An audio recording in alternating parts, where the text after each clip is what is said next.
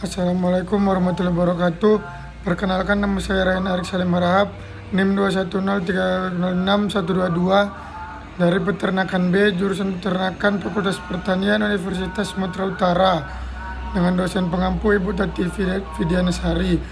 Kali ini saya akan menjelaskan metabolisme air pada ternak. Yang pertama, jelaskan 3 sistem kompensasi pada tubuh. 1. Sistem dapar darah. Larutan dapar atau larutan penyangga adalah larutan yang mengandung campuran asam lemah dan basa konjugatnya, atau sebaliknya.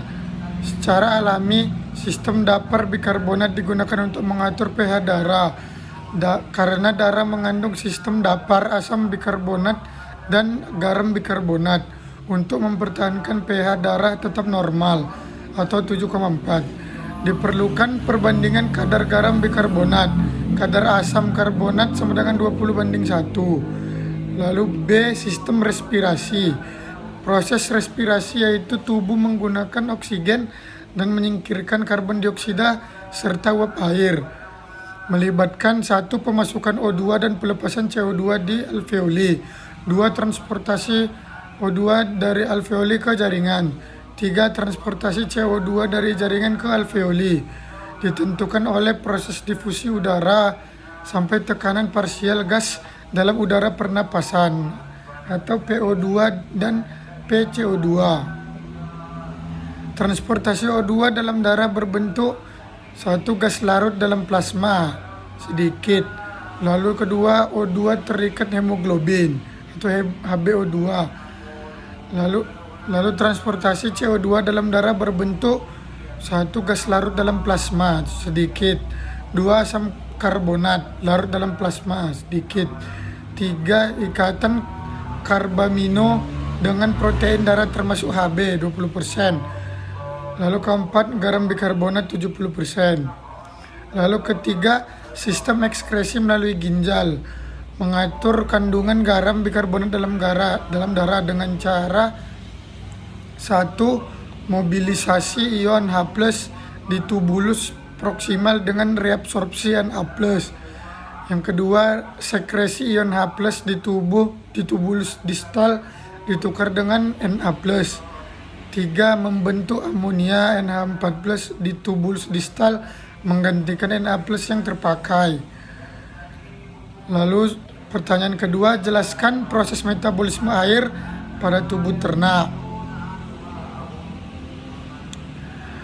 Air merupakan senyawa yang memiliki rumus kimia H20 yang berfungsi untuk penyusun jaringan pada hewan dan juga tumbuhan, di mana air dibedakan menjadi 2, yaitu intraseluler dan ekstraseluler, di mana intraseluler di dalam air hampir 50% dari bobot tubuh termasuk ternak.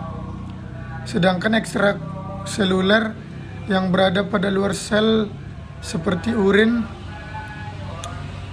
Fungsi air juga sebagai katalisator, di mana untuk menghilangkan sebagian besar panas yang ada di dalam tubuh. Lalu sebagai pembantu proses pencernaan, seperti pada pembentukan enzim yang dihidrolisis, yaitu sukrosa. Lalu air sebagai pelumas bagi tulang, di mana untuk mengurangi gesekan antar tulang. Lalu yang keempat, air membantu pertukaran gas dalam pernapasan dengan menjaga kelembapan alveoli pada paru-paru. Lalu yang terakhir, air sebagai pengangkut berbagai zat, pengangkutan bahan makanan ke dalam sel dan keluar sel. Lalu pertanyaan ketiga adalah jelaskan sumber air yang terdapat pada tubuh ternak. Jawabannya adalah 1. Air minum, dengan memberikan minuman pada ternak sehari sekali apabila ternak merasa kehausan. Lalu yang kedua, air yang terkandung pada makanan, di mana air mengandung pada bahan makanan atau konsentrat. Lalu yang ketiga, air metabolik, yang terdapat pada hasil dari oksidasi makanan dari molekul kompleks di dalam tubuh. Lalu pertanyaan keempat adalah jelaskan bagaimana cara menghitung air metabolik. Jawaban yang nomor 4, bila suatu ransum mengandung 10% protein, 20% lemak, dan 50% KH, jumlah air metabolik yang dihasilkan untuk setiap 100 kcal energi metabolik adalah, pada tabel terdapat zat makanan, yaitu karbohidrat memiliki air metabolik hasil oksidasinya sebesar 60 gram, rata-rata kalorinya sebesar 400 kcal, dan air metabolik per 100 kcal energi metabolisme yang sebesar 15. Selanjutnya proteinnya besar air metabolisme hasil oksidasi yaitu sebesar 42 gram. Rata-rata kalorinya itu sebesar 400 kcal, dan air metabolik per 100 kcal energi metabolisme yaitu sebesar 10,5. Dan terakhir ada lemak yang memiliki air metabolik hasil oksidasi yaitu sebesar 100 gram, dan rata-rata kalorinya itu sebesar 900 kcal. Serta air metabolik per 100 kcal energi metabolik yaitu sebesar 11,1. Cara menghitungnya, jika 10% protein jadinya 10 gram protein itu dikalikan dengan 4 menghasilkan 40 kcal, lanjutannya pada 20 gram lemak itu dikali dengan 9 hasilnya 180 kilokalori, dan 55 gram karbohidrat itu dikali 4 menghasilkan 220 kcal, dijumlahkan jadi 440 kcal.